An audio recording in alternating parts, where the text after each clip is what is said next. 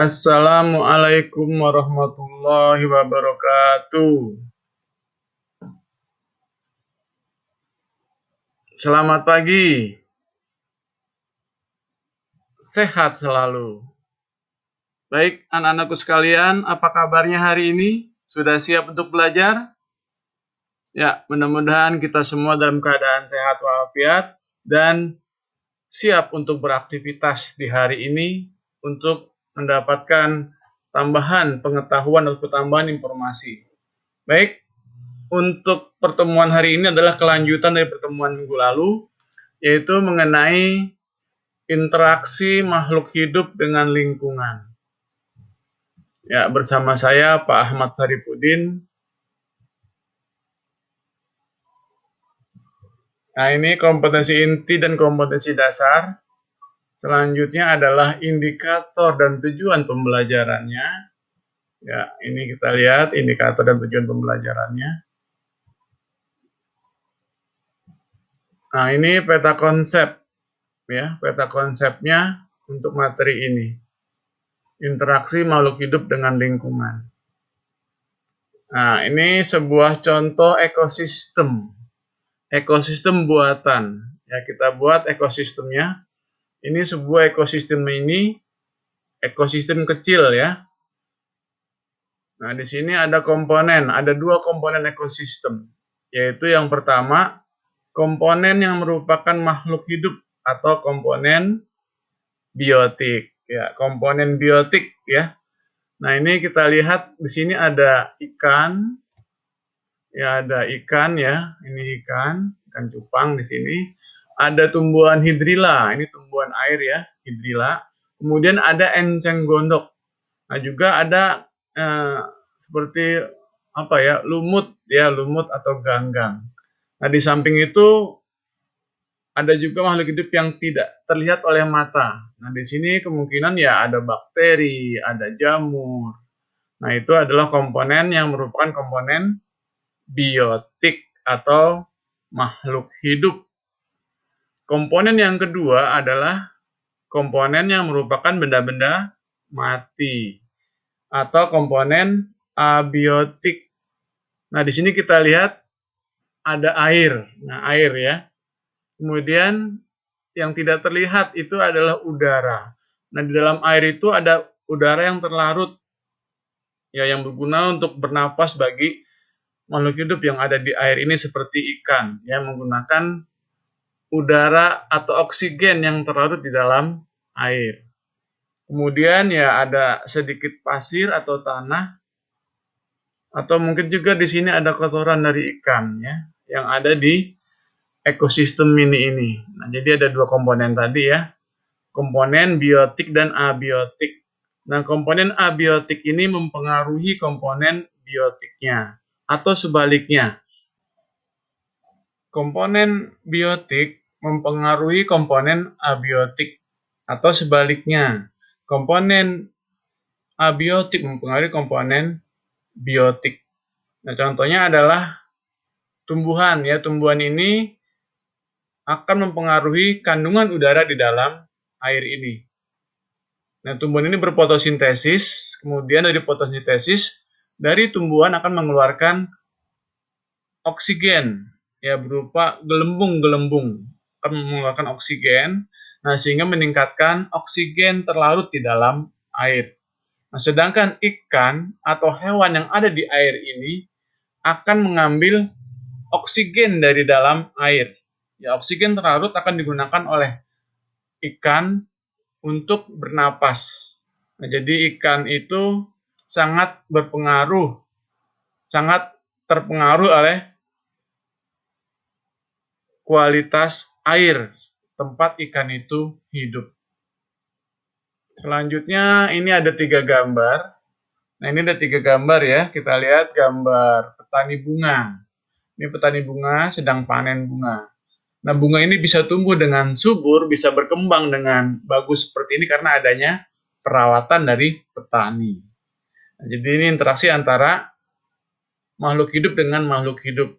Kemudian di sini kita lihat ada gambar kedua yaitu gambar cacing tanah. Nah, cacing tanah itu secara tidak langsung mempengaruhi kesuburan tanah. Melalui gerakan cacing di dalam tanah, meningkatkan kesuburan tanah. Ya, tanah menjadi gembur, menjadi berongga-rongga karena ada gerakan cacing di dalam tanah. Gambar yang ketiga.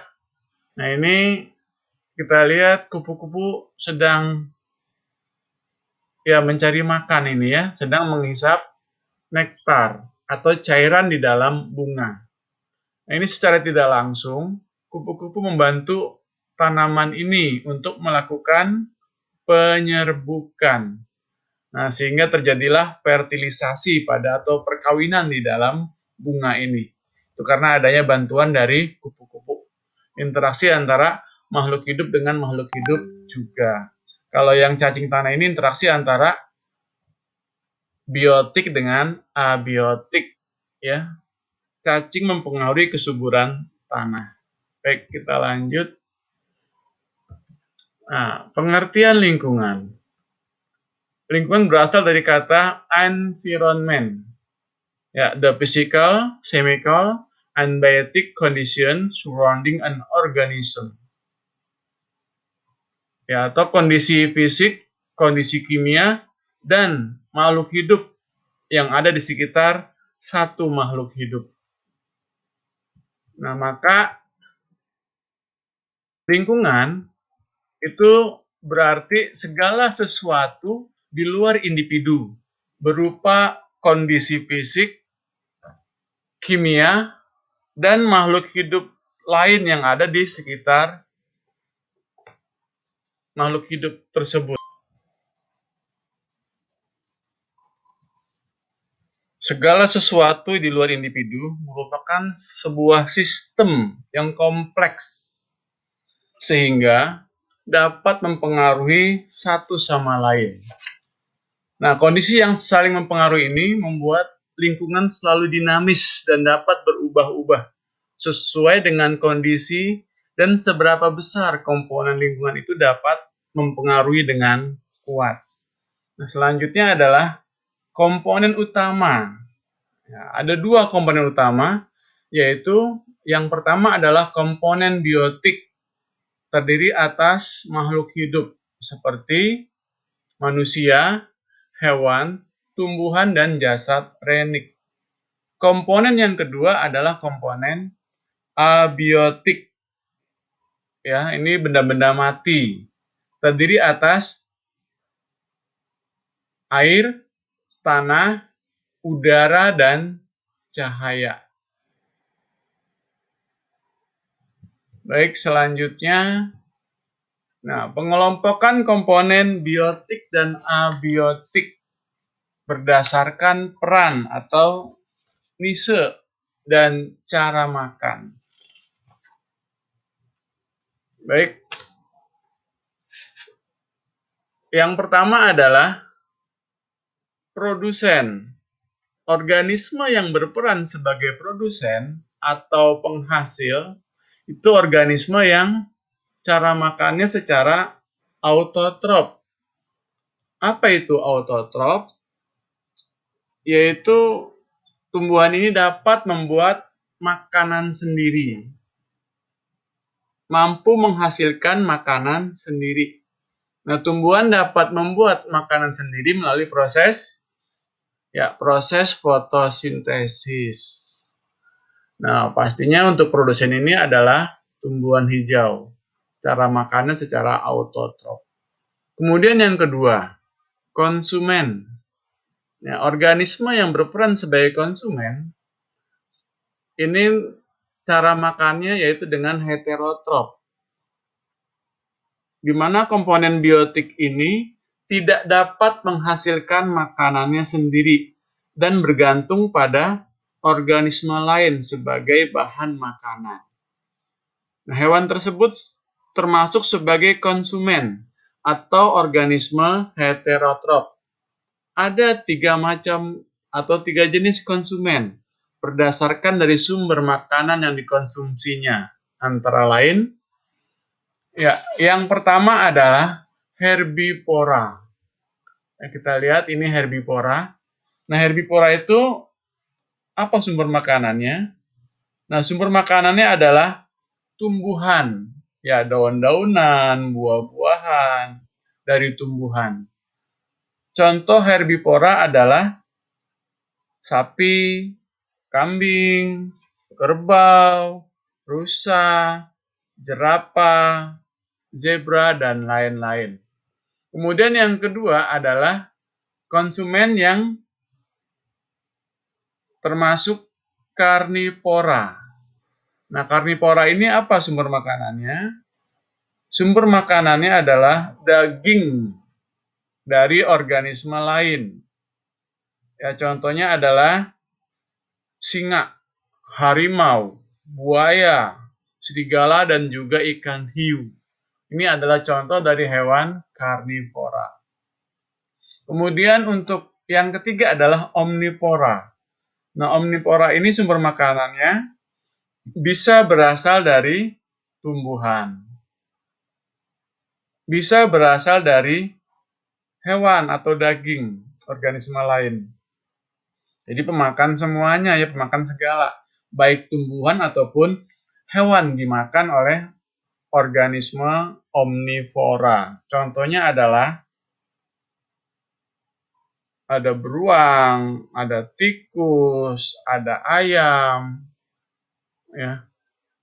Itu contoh dari omnivora.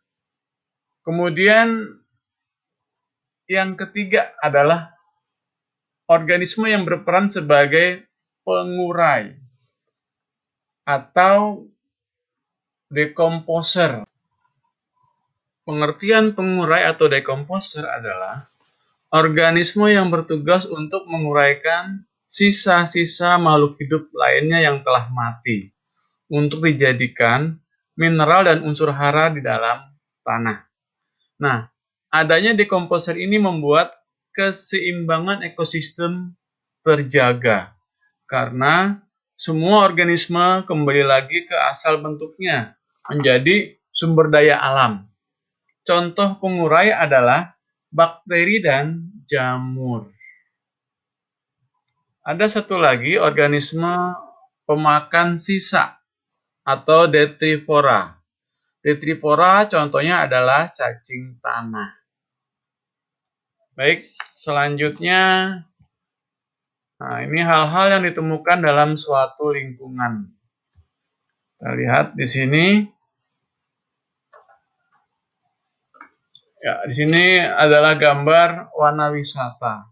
Nah, di warna wisata ini terdapat berbagai jenis tumbuhan, berbagai jenis makhluk hidup, ya hewan dan juga tumbuhan. Ya, satuan dalam ekosistem. Nah, yang pertama adalah individu. Nah, individu ini adalah satu makhluk hidup tunggal. Contohnya seekor kucing, satu batang pohon, atau satu batang bunga mawar. Ini adalah individu ya, satu makhluk hidup tunggal. Kemudian populasi. Nah, populasi ini adalah sekelompok makhluk hidup yang memiliki karakteristik yang sama, yang hidup pada waktu yang sama dan wilayah geografis yang sama. Jumlah populasi dari satu ekosistem dapat berubah dari waktu ke waktu. Nah, ini contohnya adalah kumpulan dari tanaman. Ini tanaman padi. Ini adalah contoh populasi. Ada sekelompok jerapah, kumpulan harimau, dan seterusnya. Itu adalah sebuah populasi. Nah, selanjutnya komunitas. Nah, komunitas. Nah, ini contohnya adalah kebun ya. Nah, di sini ada berbagai macam jenis tanaman. Nah, ini adalah sebuah komunitas ya dari tumbuh-tumbuhan. Ada rumput, ada tanaman bambu, dan ada tanaman-tanaman yang lain. Ini adalah contoh sebuah komunitas kebun. Nah, komunitas itu adalah kumpulan dari beberapa populasi pada suatu ekosistem. atau seluruh makhluk hidup yang Anda dapatkan pada kegiatan satu. Itu adalah komunitas. Baik, selanjutnya habitat. Nah, ini pengertian habitat itu apa? Habitat itu kan tempat makhluk hidup itu tinggal atau hidup. Ya, tempat hidup asli dari suatu organisme. Misalkan kambing, rusa hidup di padang rumput. Nah, habitat kambing dan rusa adalah padang rumput. Nah, keadaan habitat suatu organisme itu meliputi iklim, keadaan tanah, air, serta jenis tumbuh-tumbuhan dan hewan. Jika lingkungan fisik itu rusak, maka dapat mempengaruhi organisme yang hidup di dalamnya dan dapat mempengaruhi seluruh ekosistem. Nah, ini ya kita lihat habitat bunga teratai, habitat ikan di laut. Selanjutnya adalah ekosistem. Nah, ekosistem ini merupakan kesatuan komunitas dengan lingkungannya. Ya, kesatuan komunitas dengan lingkungan hidupnya yang saling berinteraksi atau membentuk hubungan timbal balik. Nah, jadi dalam suatu ekosistem ini ada hubungan timbal balik di antara makhluk hidup dengan lingkungannya. Dalam suatu habitat atau tempat berjenis-jenis makhluk hidup atau komunitas melangsungkan kehidupannya, komunitas ini tidak terlepas dari pengaruh lingkungan abiotik di sekitarnya, seperti dengan air, tanah, udara, dan sinar matahari. Nah, di antara anggota komunitas dengan lingkungan abiotik tersebut terjadi interaksi atau hubungan yang saling mempengaruhi membentuk suatu sistem ekologi yang disebut dengan ekosistem. Contohnya adalah ekosistem sungai, ekosistem kebun, ekosistem sawah, dan ekosistem pantai. Baik, selanjutnya adalah bioma. Nah, apa itu bioma?